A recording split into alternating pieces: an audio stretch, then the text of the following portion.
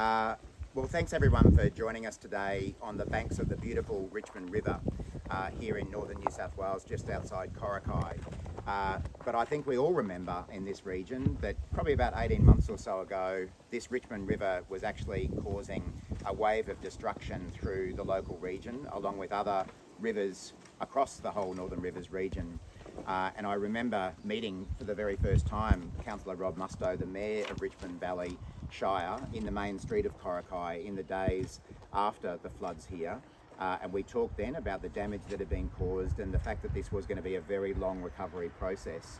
And of course that recovery process goes on. It's been very important to me as the Emergency Management Minister in the Albanese government to continue coming back to the Northern Rivers as often as I possibly can, along with other ministers in our government, to demonstrate to the local community that they haven't been forgotten, that we do want to keep supporting them through what will be a very long recovery process. The reality is that the flooding that we saw here in the Northern Rivers was some of the worst that our country has ever seen. And you don't bounce back from that immediately, no matter what effort is being put in by the community and by local, state and federal governments. But it is important that we keep showing up and that we keep bringing new commitments of funding to help this region on its path to recovery. And so that's why I'm very pleased today to announce $100 million more funding from the federal government to assist in the recovery and building the future resilience of this region going forward. Some of you were at the press conference that I did in February in Lismore, where we announced $50 million worth of projects that would be funded from the Northern Rivers Resilience Initiative. And we said at the time that we expected to be able to announce the remaining $100 million in projects within 6 months. And I'm pleased that we've been able to do that actually within about 5 months, because we do want to keep the pace up to have these projects starting to happen.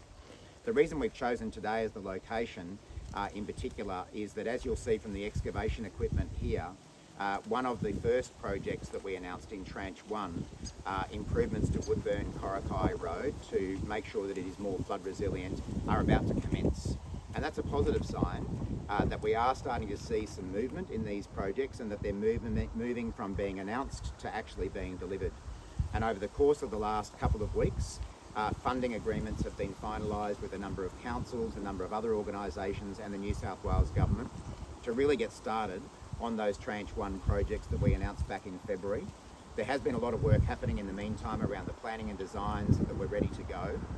But as I say, today what we're able to do is to announce further projects that will be funded from this Northern Rivers Resilience Initiative bucket of funding. The reason it's taken a bit of time is that, as I said to you in February, there were quite a number of projects that looked good on paper but did need some more due diligence done, and that work has now happened between the federal and New South Wales governments. So I'm very pleased that some of the projects that we'll be announcing today out of that remaining $100 million include raising the level of 2 low-set bridges at Tatham to improve access between Simo and Coraki during flood events. That project in itself will cost about $18 million. We'll be widening the Browns Creek flood channel at Lismore, which I think is where we spoke last time in February.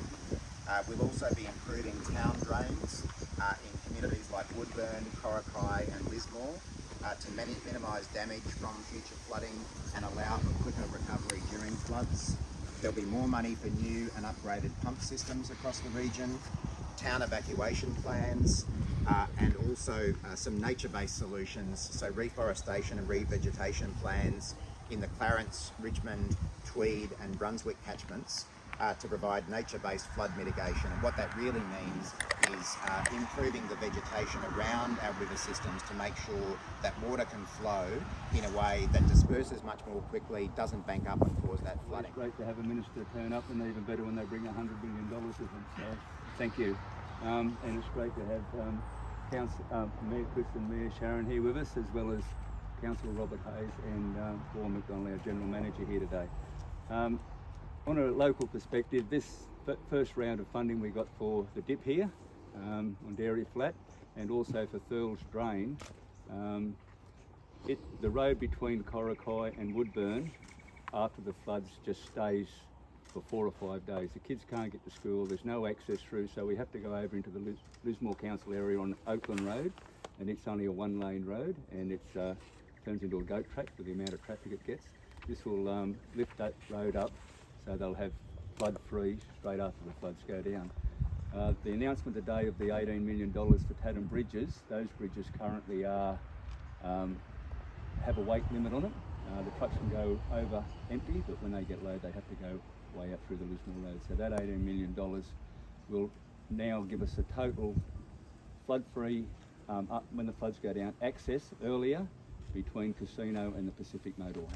And that gives us great access for emergency services to life. So once again, thank you very much.